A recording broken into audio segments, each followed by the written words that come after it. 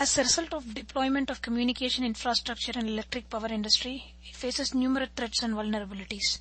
The new technical idea is to adapt existing cybersecurity practices in the electrical sector, which helps further identifying the gaps to specifically suit the power grid. So as a starting point, we have created this monitoring and security system to be used in a per substation level. In each substation, there are several legacy industrial protocols employed, but we have specifically concentrated on DNP3 and 61850 Goose. The first page in the monitoring and the security system is the login page. The login page is to allow only authorized people to access the monitoring system. The login requires a registered user's email address and a passphrase through the registration page, similar to the practice in most web pages. In order to provide a modicum of security, we have designed the page such that the passphrase needs to be in the following combination.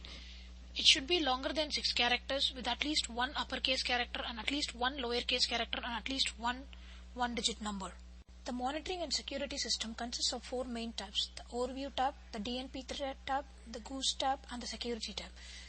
Now we are going to look into the Overview tab. The Overview tab consists of a topology graph using the open source D3 software. The graph structure adds any new device that is getting added in both in DNP3 network and the Goose network. The DNP3 links are in blue color and the Goose links are in green color. The Overview page also shows line graphs representing the number of packets, size of the packets, the bandwidth, and at last the number of retransmissions observed.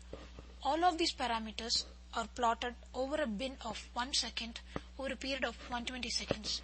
In addition to showing the live snapshot of the substation, there is an option to provide any specific duration to see a playback of the events happen during the duration. The next tab is the DNP3 tab. The DNP3 page contains a live graph and a historical data section. The live plot shows average packet sizes of all DNP3 traffic seen on our network in order to give the operator an idea of the amount of DNP3 communication going on. In the historical data section, the operator can specify a time range to retrieve the summary of DNP3 communications between pairs of IP address. This includes useful statistics such as number of DNP3 errors, DNP3 operate commands, and when the devices were last heard from. More details can be seen on each error in the scroll box at the bottom of the page. The next tab is the Goose page. The Goose page splits into live plot and a query section. The live graphs shows the sizes of GCB dataset that appears in the network traffic in real time. In the query section, when a user submits a query result table shows the information corresponding to the query. The selected Goose information includes the GCB MAC, GCB name, GCB dataset, and GCB dataset size along with the timestamps and the associated MACs. Here you can see between the timestamp 1545 and 1547, the live plot shows 2 peaks of GCB data having a size of 26 bytes. And we can see the same being shown in the query section for the specific time. Next page that we are going to see is a security page. The purpose of the security page is to provide a summary of all security alerts based on the traffic seen in the network.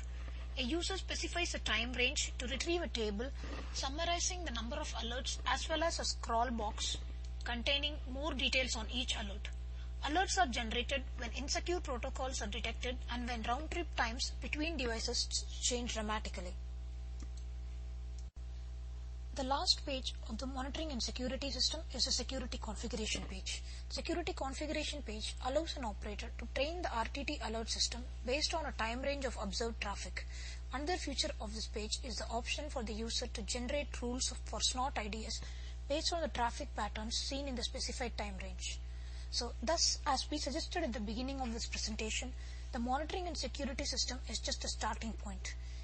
So far, it provides a comprehensive overview of happenings in a substation for specific legacy protocols. For future work, we are planning to extend these things across several substations and also to provide more security-related parameters